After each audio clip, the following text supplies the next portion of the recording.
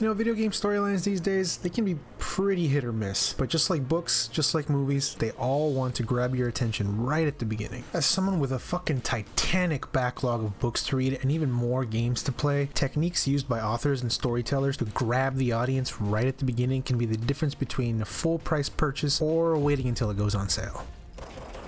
I remember in high school I had this hilarious English teacher named Mr. Harold who used to just roast the shit out of our boring essays by pretending to fall asleep in the middle of the introductions. He emphasized the fact that how our stories begin are just as important as how they end. A thick juicy burger needs both buns after all. I'm making this video as a sort of tribute to some of my all-time favorite opening sequences and analyzing why they were able to so easily capture my attention. Hey, you. Finally awake.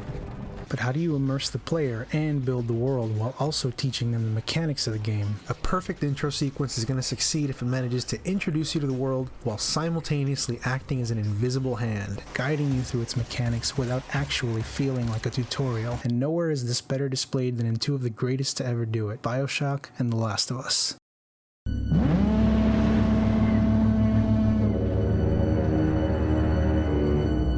These days, you'll find that most introductions in games focus on one or two main goals. Either they go all in on the immersion and slowly draw you into the water of its world, or they just yeet you right the fuck into the deep end. Each come with their own pros and cons. The former runs the risk of being overly drawn out and boring, especially in the case of sequels that aim to stand alone. The easiest example of this done correctly comes from this chic little indie gem. You've probably never heard of it, Half-Life 2. You don't need to have played the original Half-Life. A brand new player is probably going to have about as much knowledge of who G-Man is as those of us who played the first game. Oftentimes, the first in the series merely lays a foundation that then gets consistently called back to in the following releases, and this is beautifully depicted in BioShock 1. One moment you're sparking it up in business class, and the next moment your plane's fuselage has gotten so lit that half the player base didn't realize the cutscene was over. As the light of the flames reveal that you are the lone survivor, a towering lighthouse in front of a full moon comes into view. Once you make your way inside and enter the bathysphere, you are treated to no less than one of the finest vistas in any video game. Impossible.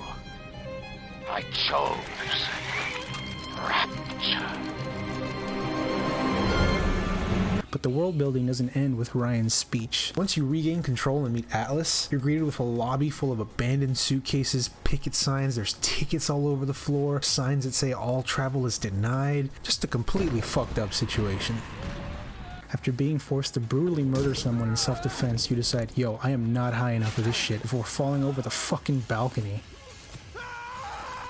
The game continues to immerse you in the world while at the same time teaching you its mechanics with an unsettling sense of urgency.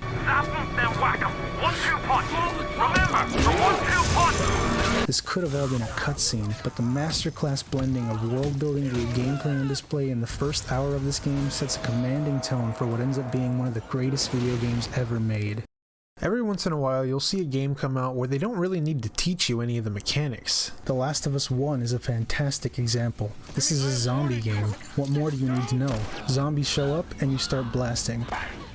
This simple fact allowed Naughty Dog to go all in on immersion via gameplay. Seriously, the intro to this game has been famously revered since it was first released in 2013. The sheer amount of refined attention to detail on display in this introduction can be dissected and analyzed until your dad comes home from buying those smokes. From the newspaper in the bathroom, the way the explosion on TV is seen outside the window, and how the barking dog is silenced. All of these nuances are so effective in immersing you in its world that you almost forget you're playing a video game. My personal favorite touch is the way Sarah moves around in the back seat as you use the right stick to look around. So smooth, so fluid, such a beautiful and artistic way to present the simple action of looking around in awe of your surroundings. Naughty Dog does not need to explain what the backstory of this game is. You are living it out as it's happening. And let's be honest for a second, this entire sequence is basically just a spicy cutscene. All you're doing is running and looking around. This buildup of detail and immersion is why the final scene cuts so deep. You'll also notice that up until this point in the intro, there is very little music. The creative utilization of sound or lack thereof can have a massive impact on the player. In Mass Effect 2, as the destruction of the Normandy is happening all around you, there's this scene where you make it up to the bridge and are hit with a deafening, solemn silence. Hold together.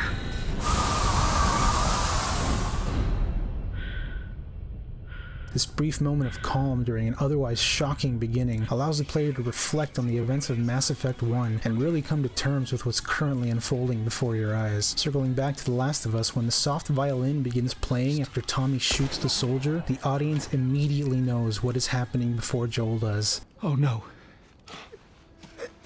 Sarah. Move your hands, babe. I know, baby, I know. Happy fucking birthday. I'm willing to take full responsibility for the horrible events of the last 24 hours, but you must understand. Our interest in their world was purely for the betterment of mankind. Everything has clearly gotten out of hand now, yes. But it was worth the risk, I assure you.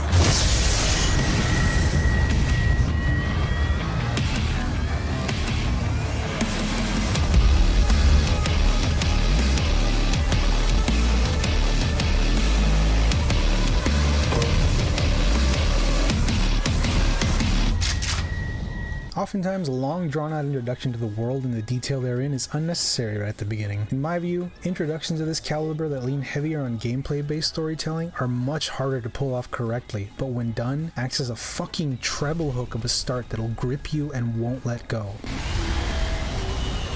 My two personal favorites, they only kind of fit this exact definition, but humor me for a moment. Ghost of Tsushima and Cyberpunk 2077. Ghost of Tsushima had cutscenes in its intro, sure, but it wanted to convey the overwhelming force of the Mongols against the samurai. Despite this, watching Adachi get killed in such a cowardly fashion, followed by the command to charge, was all I needed before I was ready to fuck. I'm the Juggernaut. I'm ready to fuck. I've been ready to fuck. My suit's so tight. For Cybersex 2020, the mission that hooked me wasn't actually the first mission. It wasn't even the Arasaka mission. It was the very first Silverhand mission. Making your way through the building and absolutely clapping dudes with this slick, beautifully animated pistol was so addicting that my sole inspiration for continuing this buggy mess of a game was to find it and use it again. Both of these games also utilize a similar method of kicking your ass into the ground and then forcing you to rise from the ashes. Look, I don't care if this is just a modern version of a press start screen, this is super cool and a really beautiful way to start a video game. In a similar vein, Elden Ring has you emerge from a crypt and just says,